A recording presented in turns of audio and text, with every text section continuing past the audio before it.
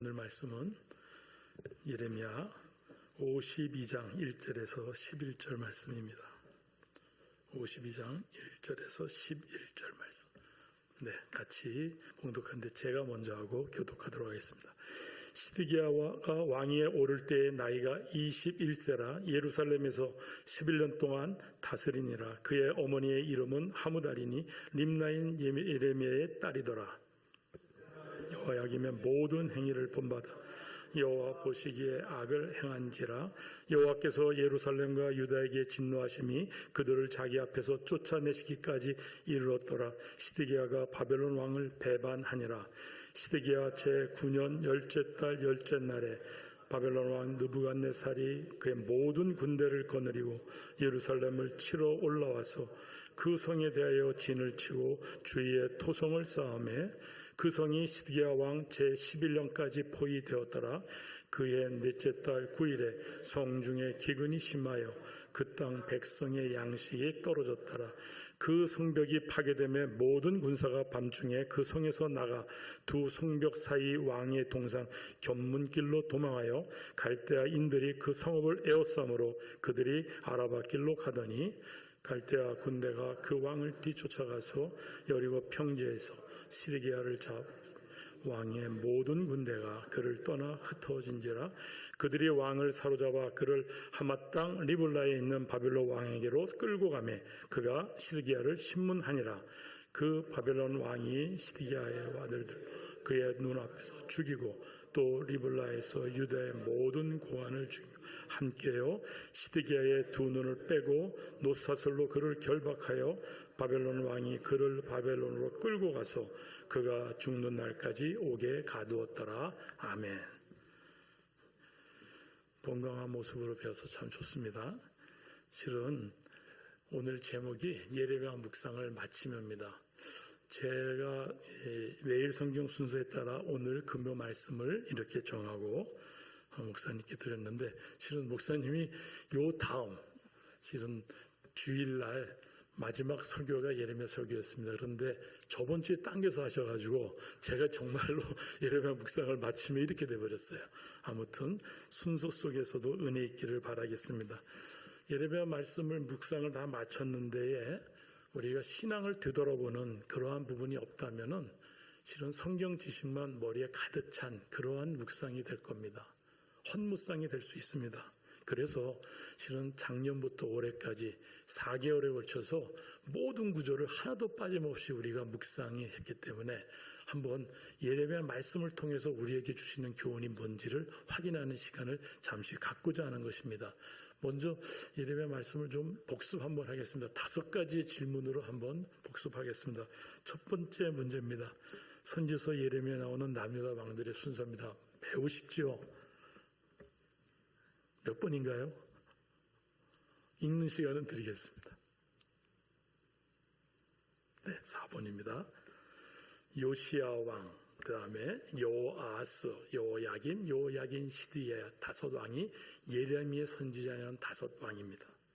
실은 예레미야서 1장에 보면은 말씀이 여호와의 하나님의 말씀이 예레미야에게 임했는데 그 시간이 요시야 왕 14년부터 그리고 시드기야 왕 11년까지라고 되어 있어요. 그러면 어떻게 될까요? 임하신 말씀이 기록된 것이 예레미야하고 예레미야 애가입니다. 이제 우리가 이렇게 정리하면 되겠죠. 이 5왕에 대해서 우리가 한번 전쟁사 차원에서 한번 보면은 남유다를 이해하기가 쉬울 겁니다. 무기토 전투가 주전 609년에 있었습니다. 이 무기토 전투는 굉장히 의미가 있습니다. 왜 의미가 있을까요? 목사님이 강조하셨으니까요. 맞습니다. 요시야 왕이 어떻게 보면 남유다의 종교 계획을 주관하던 히스기야 왕과 요시야가 있었는데 요시야 왕이 전사됐어요. 그 전사를 우리 목사님이 너무 안타깝게 설명하신 것도 제가 들었어요. 가장 안타까운 게 요시야가 갑자기 죽은 거다. 그것도 하나님의 계획 안에 있는 퍼즐이기 때문에 우리는 은혜로 아멘할 뿐입니다. 실은 요시야 왕이 죽은 이유는 애굽의 바로 누구가 앗수르를 돕고자 북진하는데 그걸 막았었어요. 그러면서 얘기합니다. 정식으로. 당신과 상관없는 전쟁이니까 비교라고 얘기했습니다. 근데 끝까지 저항하면서 그래서 실은 무기도 전투에서 전사합니다.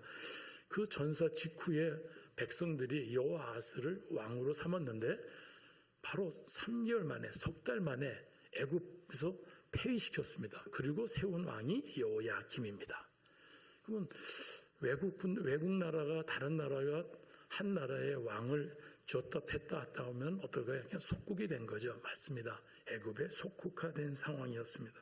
그런데 그 이유 있는 605년이 의미 있는 갈그미스 전투가 일어납니다. 이 전투를 통해서 애굽은 완전히 그 세력을 잃었습니다. 그래서 성경엔 기록되어 있습니다. 그 이후에 애굽은 그 땅에서 나오지 못하였더라 이렇게 됐습니다. 그럼 뭐가 큰 건가요? 바벨론이 신흥 강국으로 일어선 결정적 전투였습니다. 이 전투의 여세를 몰아서 남유다를 침략한 게 1차 침략입니다. 1차 침략했으니까 모든 왕위가 친애굽화되어 있는 것을 바벨론이 압니다. 그러니까 어떻게 될까요? 왕을 바꿔야겠죠. 근데 왕의 바꾸는 작업에서 나오는데 실은 여호야김의 죽음에 대해서는 두 역사서의 내용과 또 예레미야 선지서의 내용이 좀 다르게 나옵니다. 전사된 걸로도 나오고요. 성 밖에 던져져 죽어 있는 것도 나오고요. 포로로 끌려갔다라고도 기록되어 있습니다. 이 여호야김에 대해서는 묘사가 정확하게 정리가 되어 있지 않습니다. 아무튼 11년 통치 후에 끝났습니다. 그리고 여호야긴을 세웁니다. 이것은 누가 일어난 걸까요? 바벨론이 한 겁니다. 아까는 애굽이었고 바벨론이 했습니다. 여호야긴이 2차 침략 때에 그냥 조용히 아무 말 없이, 성경에는 아무 기록도 없습니다. 나아가메입니다. 바벨론 왕이 오니까 나아가메 포로로 갔습니다. 석 달 열흘 사이에 통치만 하고 끝났습니다. 그리고 시드기야 왕을 세운 것이 바벨론입니다. 시드기야 왕도 11년 통치를 했는데요. 실은 9년째 이제 배반합니다. 누구를? 바벨론을 배반해. 그 배반을 기점으로 해서 3차 침략이 일어났고 그걸로 인해서 결국은 1년 만의 토성에 의해서 마지막 586년에 함락된 것이 남유다 역사입니다. 우리가 2개월 동안 계속해서 예레미야 후반부를 묵상하면서 이 역사를 이렇게 한번 정리하면 좋겠습니다. 자, 두 번째 질문입니다. 남유다 왕에는 20명의 왕이 나오는데 예레미야서는 5명의 왕입니다. 그런데 지금 분명히 말씀드린 것처럼 두 왕은 한 사람은 애굽에 죽고 두 왕은 또 애굽에 세워졌고 폐위됐고 두 왕은 바벨론에서 세워졌습니다. 왕위가 주도적으로 일어나지 않다는 전제에 보면은 실은 왕족의 계보를 한번 확인해 보는 것이 남유다 역사를 이해하는 데 좋을 것입니다. 그래서 한번 여쭤봅니다. 시드기야 왕은 요시야 왕의 몇째 아들일까요? 네? 둘째? 셋째? 네, 셋째입니다. 정답이 나왔습니다. 아버지 요시야는 16대고요. 여호아하스는 실은 넷째 막내입니다. 그렇다면 우리가 거론할 수 있는, 좀 이따 얘기 나오겠지만 여호아하스가 폐위된 직후에 여호야김은 둘째 형입니다. 그러고 나서 여호야김의 아들 실은 여호야긴이 왕이 되는데 석 달 열흘, 그러고 나서 시드기야 왕이 마지막입니다. 셋째가 시드기야입니다. 그럼 여호하난이라는 첫째는 아들이 있음을 확인했지만 아무 내용이 기록되어 있지 않습니다. 기여한 바도 없고 아무 내용이 성경에 있습니다. 이 왕의 내용을 우리가 생각하면서 조금은 뒤죽박죽 같은 것 같지만은 하나님이 이끄신 것이 우리가 또 확인할 수 있습니다. 세 번째 질문입니다. 예레미야서는 그 52장을 통해서 계속해서 길게 기록되어 있는 선지서인데요.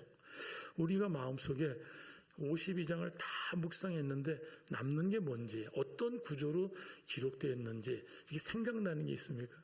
실은 지난주에 목사님 말씀 속에서도 PPT에 예레미야의 구조를 한 장으로 이렇게 보여주신 게 있습니다. 기억나시나요? 1장은 뭐가 있었죠?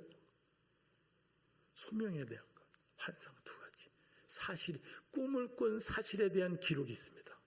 그러면 지금 52장은 뭐죠? 남유다의 멸망의 기록이 있습니다. 사실 기록이 되어 있는 게 1장과 12장에 있습니다. 그런데요, 이렇게 이어져 있습니다. PPT에 있는 그림을 한번 보시죠. 우리 목사님보다 제가 좀 더 세분화해서 8가지로 좀 정리했습니다. 저는 이 묵상이 저한테는 와닿았습니다.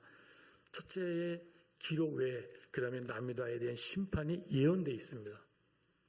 그리고 예레미야 선지자가 거짓 선지자들과 변론하는 사실이 기록되어 있습니다. 그 변론의 내용이 된 사실이 왕정에서 일어나는 것이 기록되어 있습니다. 사실로.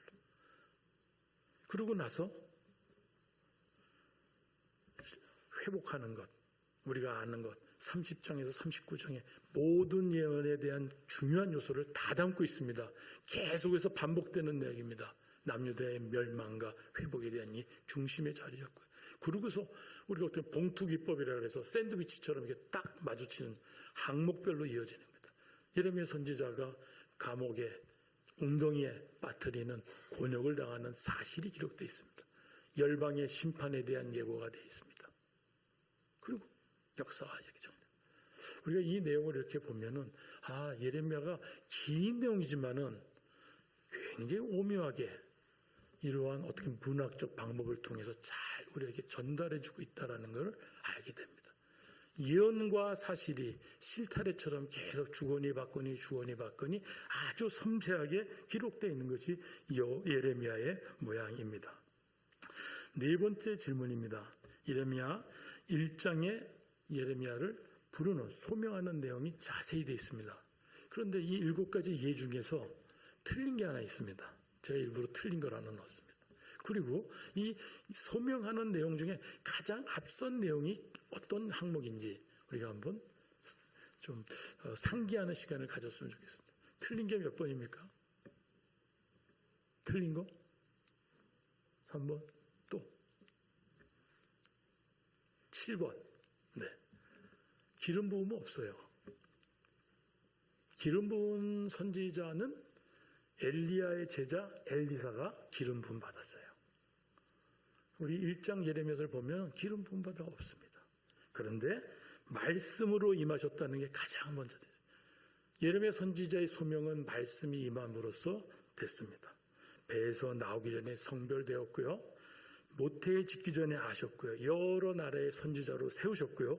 누구에게 보내든지 갈 거고 무엇을 명령하든지 말할 것이라는 사명자의 태도에 대해서 분명하게 일러주셨습니다. 그리고 말씀이 부족한 것에 대해서 손을 입에 대시고 말씀을 입에 주셨다라고 되어 있습니다.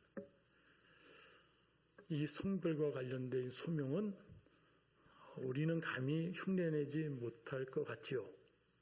그렇지 않아요. 우리도 예레미야 선지처럼 지금 왜냐? 우리는 성도입니다. 하나님 앞에서 구별된 자로 세워진 성도이기 때문에 하기오입니다. 하기오. 우리도 예레미야 선지자처럼 성별된 사람으로서 똑같은 소명의식을 가져야 됩니다. 나와 거리가 먼 차원이 다른 신분이라는 생각은 절대 아닙니다. 여기에는 목사, 장로님, 권사님, 안수집사님, 운영위원장님 그런 구별 없습니다. 하나님 앞에서 모든 성도입니다. 목사도 똑같은 성도일 뿐입니다. 성별된 자로 구별, 이 소명의식을 여러분 다시 한번 상기하겠습니다. 마지막 질문입니다.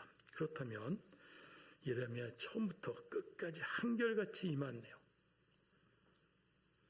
우리가 여러 가지 내용이 있습니다. 새벽부터 부지런히 이렇게 전했어요. 그리고 24년 동안 꾸준히 일러주셨다라고 기록되어 있어요. 그리고 끊임없이 선지자를 보내주셨다고. 그 내용이 뭘까요? 그게 결국은 예레미야서의 하나님이 원하시는 메시지일 겁니다. 핵심 메시지일 겁니다. 지난달 금요 7월 중순 금요 기도에 오셨다면 제가 설교를 했었는데요. 제가 실은 이미 이것을 한번 나눴었습니다. 묵상으로. 제목만 기억해도 알 수 있습니다. 지금은 항복해야 합니다. 52장 전체에 걸쳐서 남유다에게 얘기합니다. 북방에 끊는 그릇이 이제 기울어졌다. 반드시 죽을 것이다. 반드시 심판할 것이다. 환상을 본 살구나무의 이름이 원어로는 샤케드입니다. 근데 실은 그게 아몬드 나무라고 얘기합니다. 근데 지금 서로 본 바가 없기 때문에 살구나무로 표현됩니다. 샤케드. 히브리어는 처음에는 모음이 없었습니다. 그래서 우리가 샤케드 발음하는 거에 이 앞에 있는 초성문이 자음인데요. 그 자음만 있었어요. 그런데요, 제가 또 한번 발음할게요. 샤카드. 모음을 다 빼면 똑같죠. 시옷, 키옷, 똑같죠. 이 샤카드는 지키답니다. 수행하답니다. 내가 반드시 수행하리라. 우리 이거 보통 문법적으로 말씀 많이 들었죠. 언어의 유의, 워드플레이입니다. 반복된 겁니다. 강조한 겁니다. 다른 표현으로 살구나무를 뭐를 보았느냐? 살구나무 가지를 보았습니다. 그래, 내가 반드시 이 예언을 지키리라. 남유다의 심판에 대한 얘기. 그리고 나서 말씀합니다. 지금은 내 종 바벨론에게 항복하랍니다. 바벨론이 내종이 되어 있던 시절입니다. 이때는. 예레미야 시절에는 바벨론이 내종이 되어 있는, 우리의 관점에서는 어색하고 받아들이기 힘들고 이해하기도 어렵습니다. 하나님께 저항할 수도 있습니다. 이게 어찌된 일입니까? 말할 수도 있을 겁니다. 그런데 그렇지 않습니다. 내 종 바벨론에게 항복하라 하죠. 그게 처음부터 끝까지 되어 있는 내용입니다. 항복하지 않아서 멸망하는 게 오늘 52장 역사적 사실입니다. 그러면서 반드시 얘기합니다. 반드시 내가 회복하리라. 그거에 대해서 추상적으로 안 했습니다. 70년이라는 말씀을 해주셨습니다. 이제 오늘 본문을 잠시 그래도 살핀 다음에 묵상하도록 하겠습니다. 52장 1절입니다. 시드기야가 왕위에 오를 때 나이가 21세라 예루살렘에서 11년 동안 다스리니라. 이 다스리다라는 표현이 납니다. 다스리다는 말라크입니다. 왕이라는 말 듣고 동사로 하면 통치하다입니다. 근데 원어에는 완료형으로 되어 있어요. 다스렸답니다. 이만큼 11년을 다스렸다. 그러면 아까의 말씀으로 돌아가면 어떻게 되죠? 시드기야 11년까지 임하다. 결국은 뭡니까? 예레미야의 소명 사명이 다한 시점입니다. 그렇다면 어떻게 됩니까? 우리의 말씀에 그렇게 됩니다. 끌려가기까지. PPT를 한번 넘겨주실까요? 네, 끌려가기까지입니다. 나라가 망한 겁니다. 요시야의 아들 유다왕 시드기야의 11년 말까지 곧 5월에 예루살렘에 사로잡혀 가기까지 임하였다. 그렇게 해서 바벨론의 3차 침략이 일어나고요. 예루살렘이 함락된 겁니다. 나라가 망하는 모습이 잘 묘사되어 있는 겁니다. 그렇다면 두 나라의 관계에서 망하는 모습이라면 전쟁사의 하나의 표현 기록처럼 볼 수 있습니다. 그런데 이 부분이 하나님이 하셨다고 이미 예레미야 1장 15절 16절에 기록되어 있습니다. 같이 한번 읽을까요? 우리 한 목소리로요. 시작. 내가 북방 왕국들의 모든 족속들을 부를 것인즉 그들이 와서 예루살렘 성문어기에 각기 자리를 정하고 그 사방의 모든 성벽과 유다 모든 성읍을 치리라. 여호와의 말이니라. 세 가지 이유를 얘기합니다. 무리가 나를 버리고 다른 신들에게 분향했고 자기 손으로 만든 것에 절하였기 때문에 이렇게 이유를 얘기합니다. 전쟁으로 표현됐지만 내가 부른 것이고 내가 그들을 치게 했는데 그 이유는 이 세 가지야. 그러면서 얘기합니다. 그래서 내가 나의 심판을 그들에게 선고하였고 그들의 모든 죄악을 이 지금 전쟁의 결과가 이유가 그 기능이 뭐냐면 죄악을 징계한 거라고. 근데 이 말씀을 갖고 현대사에 적용하는 건 아주 위험합니다. 이것은 계시된 말씀으로 이미 정리되어 있기 때문에 역사 속에 드러난 하나님의 계시를 우리는 확연히 알기 때문에 그대로 인용해 된다면 이 역사의 사건은. 그러나 지금 이 시대에 일어나는 전쟁에 대해서 우리 입은 함부로 얘기하면 안 됩니다. 왜? 이것에 대한 해석이 성경에 없기 때문에 아주 존절하게 조심히 우리는 봐야 되는 겁니다. 그래서 예레미야 21장에는 이렇게 나옵니다. 사망의 길, 생명의 길이 나옵니다. 이 성읍에 머무르면은, 이 성읍에 머무르면은 죽음이라 그랬어요. 뭐에 의해서? 칼과 기근과 전염병에서 죽을 것이다. 그런데 이 성을 나아가서 항복하면은 네가 살리라 이렇게 됐습니다. 죽은 것과 사는 것에 대해서 그 정도로 저는 이렇게 죽겠습니다. 이런 선택을 호기롭게 표현하는 현대인들이 있어요. 하나님을 안 믿기 때문에. 그런데 믿는 우리들은 이 부분에 대해서 이것은 영생에 이르는 길임을 구속사적으로 우리 이해한다면 이것은 하나님이 주신 삶의 길입니다. 그래서 항복하는 것이 순종하는 길이었습니다. 그렇지 않습니까? 2절입니다. 그가 여호야김의 모든 행위를 본받아 여호와 보시기에 악을 행한지라. 한데 무슨 악을 행했을까요? 다시 돌아갑니다. 여호야김을 세우고 했던 이 모습들을 우리가 기억하면 바로 느고가 여호아스를 폐위시키고 여호야김을 왕으로 딱 세웁니다. 그러면서 벌금을 때렸어요. 은 100달란트, 그 다음에 금 1달란트를 벌금으로 내라. 이것을 받아들여요. 여호야김이 받아들였는데 왕궁에 있는 일반 돈을 쌓아두고 이렇게 되지 않았어요. 그대로 자세하게 기록되어 있습니다. 백성들에게 은금을 징수하였다라고 되어 있습니다. 여호야김은 또 탐욕이 많았다라고 기록되어 있습니다. 왜 그럴까요? 그의 왕궁을 지을 때 호화롭게 졌다라고 기록되어 있어요. 호화롭게 주려면 많은 재물이 필요하겠죠. 지금 이 부과된 은금보다 더 많은 것을 부과했으라고 우리는 상상할 수 있습니다. 그리고 무제한 피를 흘렸다라고 나옵니다. 선지자 우리아가 있었습니다. 예레미야 동일한 말씀으로 선포하셨습니다. 그 선포하고 나서 위협을 받아서 애굽으로 도망갔는데 잡아와서 죽였습니다. 선지자를 죽인 자였습니다. 여호야김이. 그런데 두 가지가 더 극명한 죄악이 있습니다. 하나님의 말씀에 선포된 두루마기, 듣기 싫은 소리가 가득 쓰여 있었습니다. 가져와서 여호대에게 읽게 했습니다. 읽을 때마다 서너 장 읽을 때마다 칼로 빼서 계속해서 불에 태웠습니다. 여호야김은 말씀을 불태운 자입니다. 그런데요, 더 결정적인 것은 내종 바벨론 왕을 배반하는 일이 마지막에 있었습니다. 하나님의 관점에서만 봐야 이해가 됩니다. 이건 단순하게 우리가 아는 이스라엘 유다의 적이 되는 바벨론에 대해서 저항한 것이 왜 나쁜 겁니까? 라는 것은 우리가 생각하는 상식인데요. 하나님의 뜻과 계획에서는, 하나님의 징계 속에서는 순종하지 않은 모습입니다. 배반자가 된 것입니다. 하나님을 배반한 것입니다. 그러면 시드기야는 과연 어떤 죄를 졌을까요?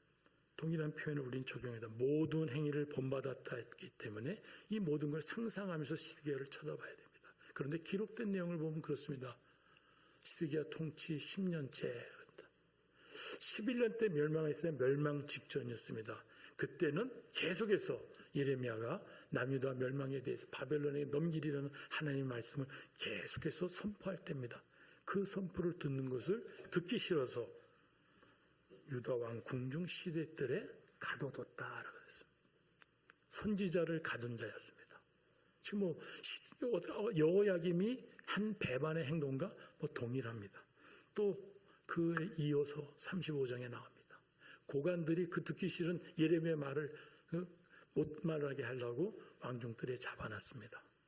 근데 뭔가 듣기 위해서 또 몰래 불러서 정확히 하나님의 말씀을 확인하는 절차를 시드기야가 합니다. 그런데 그때 예레미야가 동일한 말씀을 전했습니다. 그 낙담이죠. 자기가 듣고 싶은 말, 희망의 말이 아니었어요. 그러니까 고관들이 그걸 다 듣고 궁덩이에 던지는 부분을 그냥 방치해뒀습니다. 그래서 죽게 이르는 그런 상황이 일어났다고 우리 말씀 속에 묵상하면서 기억나죠.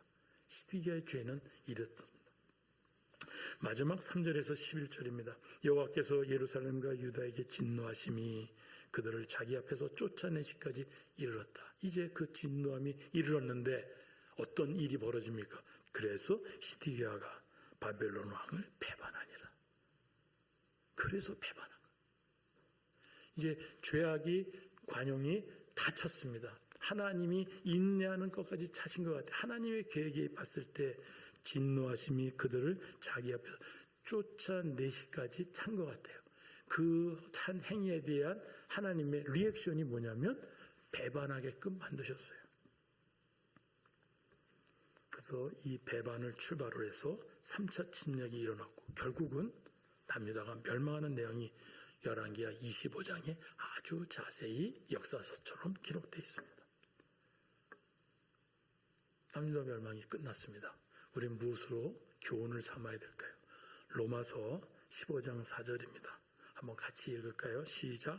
무엇이든지 전에 기록된 바는 우리의 교훈을 위하여 기록된 것이니 우리로 하여금 인내로 또는 성경의 위로로 소망을 가지게 함이니라. 아멘. 네. 예레미야서를 지금 다 묵상을 마쳤는데 이 말씀 속에 우리가 교훈의 진리로서 삼아야 돼, 붙들어야 될 것을 확연히 지금 깨우쳐야 되고 하나님 앞에 무릎 꿇어야 될 요소를 찾아내야 됩니다. 그렇지 않는다면 지금 멈칫멈칫하고 있다면 우리의 묵상에 대해서 간절히 구해야 됩니다. 그런데 예레미야의 핵심 내용 좀 아까 얘기했죠. 반드시 심판한다. 지금은 내 종 바벨론에게 항복하라. 그리고 내가 반드시 회복하리라. 이 세 가지에 대해서 우리가 심판과 항복과 회복, 이게 지금 우리가 많이 들었던 것 같지 않습니까? 그렇지 않습니까? 좀 어색하지 않잖아요. 그렇지 않나요? 프랑스 말에는 데자비라는 말이 있습니다. 데자비. 한자로는 기시감인데요. 미리, 기, 볼시, 느낄감입니다. 미리 보았던 감정이라는 거예요. 지금 심판, 항복, 구원이라는 이 회복이라는 말을 우리가 단어를 보면 우리는 이 부분이 너무 익숙해요. 왜 익숙할까요? 성경 전체가 이거를 말하고 있기 때문에. 성경 전체가 이거 좀 말하고 있죠. 우리는 반드시 심판받는 존재입니다. 맞죠? 맞잖아요. 그런데 예수 그리스도를 구주로 믿는 그 부분, 항복하라는 그 복음에 대해서 지금 나와 있죠. 우리가 편한 말로 좀 표현을 바꿨습니다. 반드시 우리는 심판받는 사람입니다. 그런데 복음 앞에 항복, 순종해야 될 것입니다. 그렇다면 오직 은혜로 반드시 회복, 구원받는 것입니다. 이 내용이에요. 우리 예레미야 전체는 우리에게 주신 말씀으로서 분명히 이것을 세워주신 것 같습니다. 한번 이 말씀이 남유다와 우리에게 성경에는 어떻게 됐는지 같이 오버랩 시켜가면서 오늘 말씀을 제가 마칠까 합니다. 첫째로 심판을 받는다는 진리 앞에서 지금 우리가 이렇게 같이 이 말씀을 생각하며 내가 믿었던 복음의 내용의 그 핵심되는 키워드를 생각하면서 내가 심판받는다는 진리 앞에서 정말 순간순간 매순간 깨어 있어야 된다라는 교훈, 이 진리를 한번 새기는 시간이 돼야 될 거다라는 겁니다. 왜냐하면 우리는 이미 하나님 앞에 거룩하게 불려진 성도이기 때문입니다. 남유다에게는 이렇게 말씀하셨죠. 아까 읽었습니다. 우리가 나의 심판을 그들에게 선고하여 그들의 모든 죄를 징계하리라. 징계하리라. 그럼 우리에게는 어떤 말씀들이 있나요? 기록된 바 의인은 없나니 하나도 없으며 여호와께서 사람의 죄악이 세상에 가득함과 그의 마음으로 생각하는 모든 계획이 항상 악하다. 죄가 관영해서 노아 때 홍수로 모든 것을 진멸하시고 남기운 노아의 가족들만이었는데도요, 그 모습에 말씀하신 거예요. 사람의 죄악이 세상에 가득함과 그의 마음으로 생각하는 모든 게 항상, 이거는 굉장히 이해하기 어렵죠. 신학적으로 좀 깊이 들어간다. 죄의 싹은 사망입니다. 우리는 심판받을 수밖에 없다고 성경은 분명히 말씀하고 계십니다. 맞습니다. 우리의 믿음은 죄의 싹스로 심판을 피할 수 없는 존재임을 깨닫는 데서 우리의 믿음이 시작된 것 본질입니다. 이 부분을 우리가 우습게 생각하면 우리는 좀 믿음이라는 자체를 모르고 있는 겁니다. 우리의 믿음의 출발점은 이겁니다. 우리의 죄의 싹스로 심판을 피할 수 없는 그러한 존재임을 아는 겁니다. 이것은 성경 말씀에 드러난 심오한 진리예요. 그리고 우리의 신앙 고백이고요. 올바른 신학적 표현입니다. 왜 그럴까요? 죄의 정가입니다. 우리가 이미 잘 아는 내용입니다. 선악을 알게 하는 나무의 열매는 먹지 말라. 내가 먹는 날에는 반드시 죽으리라 하시니라. 지금 창세기 아담에 있었던 일입니다. 지금 에덴 동산을 하나님께서 아주 좋다 이렇게 얘기하셨어요. 사람을 지으셔는 심히 좋다. 이 심히 자를 또 강조하셨어요. 그런데 그것이 죄가 들어간 모습을 좀 봅니다. 그러므로 한 사람으로 말미암아 죄가 세상에 들어오고 죄로 말미암아 사망이 들어왔나니 이와 같이 모든 사람이 죄를 지었으므로 사망이 모든 사람이 이르렀느니라. 이것이 우리에게 지금 성경이 말씀하시는 겁니다. 1907년 대한예수교 장로회 독립노회가 처음 만들어졌습니다. 7명의 신학생들이 졸업을 하고요. 목사님이 첫 목사님이 7분이 되셨어요. 그러면서 독립노회가 만들어졌을 때에 그때의 얘기입니다. 12신조의 서문에 웨스트민스터 신앙고백을 우리는 받아들인다라고 명시했어요. 그러면서 우리는 지금 장로교 교인들이죠. 그의 교회 회원들입니다. 마땅히 이것을 지켜 행할 것으로 우리는 따라가고 있는 사람들입니다. 거기 6장이 이렇게 씁니다. 원죄와 번죄 등 모든 죄는 하나님의 의로운 율법에 대한 위반이요 그것에 반대되는 것으로서 그것 자체의 성질 때문에 죄인에게 죄책을 가져다 준다. 그 죄책으로 말미암아 죄인은 하나님의 진노와 율법의 저주를 받게 되며 그리하여 사망을 당하게 된다. 그런데 이 사망은 그냥 사망이 아닙니다. 영적 사망, 육체적 사망입니다. 그리고 영원한 모든 불행들을 아울러 당하게 된다. 이것이 우리의 신앙 고백의 내용입니다. 우린 지금 한 사람에 대한 죄로 인해서 그 죄책과 죄성에 의해서 우리는 심판을 받을 수밖에 없는 존재를 지금 예레미야서도 그대로 보여주고 있어요. 우리가 이 예레미야 말씀을 다 마치면서 묵상을 마치면서 이런 긴장감, 진짜 어떤 위기감이랄까요? 심판에 대해서 우리가 무감각하다면 지금 헛무쌍하는 겁니다. 그냥 읽고 알고 지식은 키웠는데요. 우리 심판에 대해서 아무런 무감각으로 말씀을 예레미야를 묵상을 마친다면은 굉장히 잘못된 묵상이 될 수 있습니다. 다시 한번 여러분들이 죄에 대해서 두려워하는 게 아닙니다. 죄에 대한 경각심을 합니다. 마틴 루터가 우리는 죄인인 동시에 의인이다라고 했어요. 우리는 이미 의인의 그리스도의 보혈의 피로 해서 우리는 의인으로서 구원에 이미 이루어가는 과정입니다. 그러나 이 죄책과 죄성 때문에 항상 우리는 흔들릴 수 있는 연약한 존재입니다. 그렇기 때문에 항상 경각심을 갖고 바르게 쏘자 성령 하나님을 붙드는 것이 우리가 해야 될 간구할 기도의 제목입니다. 두 번째입니다. 오직 하나님의 은혜로 구원을 받는다는 진리에 우리가 자유함을 누려야 됩니다. 남유다는 이렇게 되어 있습니다. 이 모든 땅이 폐허가 되어 놀랄 일이 될 것이며 이 민족들은 70년 동안 바벨론의 왕을 섬기리라. 그냥 주어졌습니다. 70년 동안이야? 라고 주어졌어요. 이걸 더 정확히 이렇게 써 있습니다. 여호와께서 이와 같이 말씀하시니라. 바벨론에서 70년이 차면 내가 너희를 돌보고 나의 선한 말을 너희에게 성취하여 너희를 이웃으로 돌아오게 하리라. 70년이 차면 우리가 시간을 늘리고 줄일 수 있나요? 없습니다. 그것은 하나님 것입니다. 하나님이 70년이 차면 구속사적인 관점에서는 우리가 할 수 있는 건 아무것도 없습니다. 은혜로 받는 겁니다. 회개하여야 용서를 받는다는 것은 구속사의 얘기는 아닙니다. 우리 지난주에 우리 목사님께서 강조하시기 위해서 그 부분을 계속 여러분들한테 묵상으로 말씀으로 선포하셨지만 구속사의 관점으로 얘기할 때는 오직 은혜가 우리의 고백입니다. 이것은 비껴갈 수 없는 진리입니다.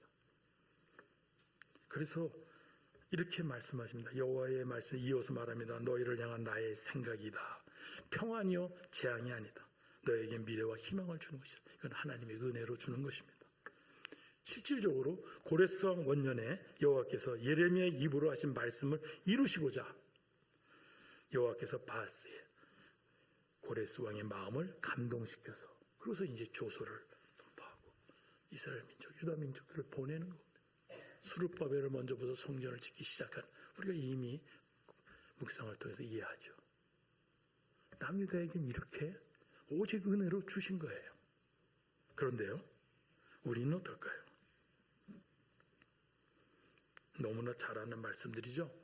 미리 정하신 그들을 또한 부르시고 부르신 그들을 또한 의롭다 하시고 의롭다 하신 그들을 또한 영화롭게 하셨다.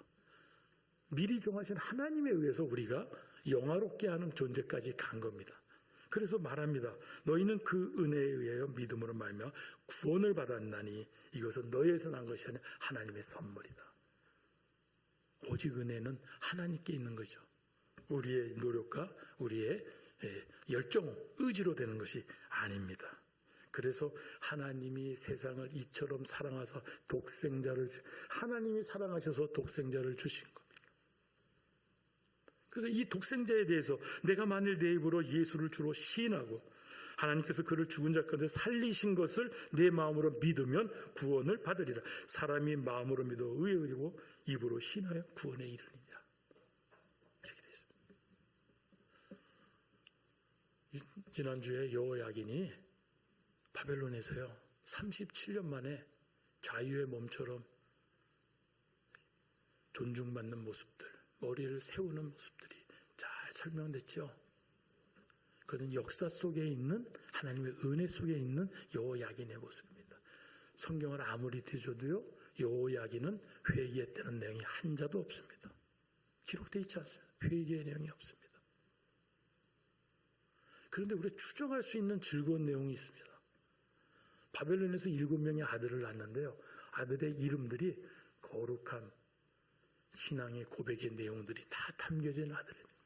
마태복음에 예수님의 족보에 기록되어 있습니다. 그런 걸 봤을 때는 하나님의 은혜로 여호야긴을 쓰신 거예요. 그런데 회개의 내용은 없어요. 회개의 내용은 없는데요. 결정적인 단서가 하나 있어요. 여호야긴은 바벨론 느부갓네살에게 뭐 했다? 항복했다. 유일한 항복자입니다. 하나님의 말씀을 어떻게 따르는지, 무서워서 따랐는지 어쩔 수 이건 모르겠어요. 기록이 없기 때문에. 그런데 유일하게 이 5왕 중에 하나님이 말씀하시는 내 종 바벨론 왕에게 항복하라를 그대로 수행한 사람이 여호야긴. 말씀의 순종의 모습이 그대로 37년 후에 드러난 것처럼 우리는 해석될 수 있습니다. 말씀을 이제 마치고자 합니다. 그렇다면 나는 은혜 입은 자로서 어떤 모습인가? 정말 어떤 모습인가? 제가 저희 말씀을 적용하려고 지금 한 달 내내 묵상하면서요. 나는 어떤 모습인가? 요한복음 8장 29절 예수님의 말씀입니다. 나를 보내신 이가 나와 함께 하시도다. 나는 항상 그가 기뻐하시는 일을 행함으로 나를 혼자 두지 아니하셨느니라. 3주 전인가요? 제가 수요 예배 끝나고 주차장에 갔는데 그날은 굉장히 날이 밝았습니다. 해가 그냥 잘 비쳤는데 기둥에 붙어있는 팻말입니다. 저희 교회 나무 액자입니다. 그날따라 저 말씀이 또박또박 읽혔어요. 제가 읽으면서 너무 기쁘죠. 저는 언약의 축복의 말씀을 근거할 수 있는 저 말씀은 예수님이 해야 적당한 것 같아요. 제가 읽으면서 너무 감사합니다. 아멘, 아멘.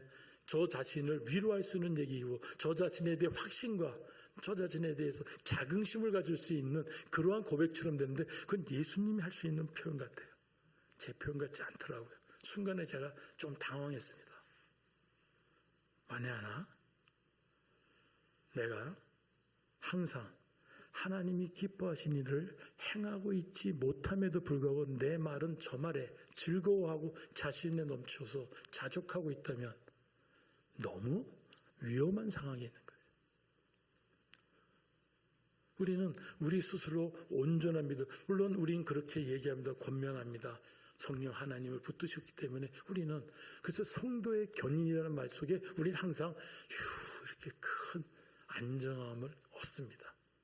그런데 항상 그가 기뻐하시는 일을 행한다라는 것을 말하기에는 굉장히 당혹스러웠습니다. 제 스스로가.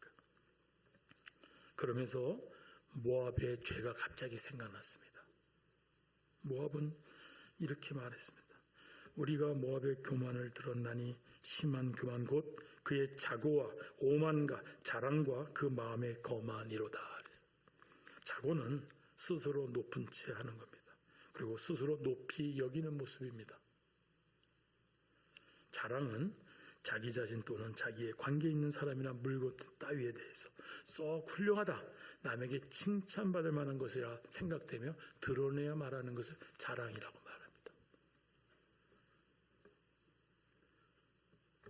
제가 이 말뜻을 다시 새기며 민구하고 부끄러웠습니다.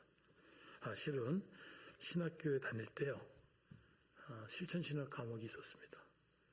이런 퀘스천을 주고 교수님께서 이런 조건에 해당되는 담임 목사님을 찾아서 인터뷰한 내용을 숙제 과제물 리포트로 내는 거였습니다. 저는 그냥 다른 분을 인터뷰했는데 저희 반에 대여섯 명이 된 동기생들이 이런 소문을 듣고 지금 우리 교회 목사님을 인터뷰하러 대여섯 명이 같이 온 걸로 제가 알고 있어요. 그 과제 발표 시간에 발표해서 알게 됐어요. 저는 이제 신학교를 졸업하면서 보통 본교회에서 떠나는 게 보통 관행같이 돼 있거든요. 한국에서는요. 자연스럽게 본교회를 제가 떠났어요. 그 교회를 정하는 과정에서 이제 여기 저의 동기생이었던 조승규 선교사님이 여기를 한 1년 반 다니고 있어서 제가 이제 같이 몇 개월 다니고, 그리고서 정식으로 등록해서 제가 읍면동교회 정식 교인입니다. 새가족방 교육을 다 마쳤고요. 저는 정말 정식 성도입니다. 그런데 강도사가 되고 목사가 됐습니다. 그 이후에. 그러다 보니까 강도사 협동 목사라는 신분으로 표현하셨어요. 그러다 보니까 조금 어색하죠. 저는 진짜 성도인데요. 교육 다 받은 성도인데 이렇게 말씀을 통해서 가끔 여러분들을 뵙는 믿음의 교제를 하는 정도니까 좀 어색하기도 하고 그렇습니다. 어떤 면에서는 제 3자적 위치에 있을 수도 있습니다. 조금은 더 객관적으로 볼 수도 있죠. 저는 우면동 교회 와서 굉장히 기쁨이 넘쳤고요. 자족이 넘쳤었습니다. 왜 그런가 제가 돌아봤어요.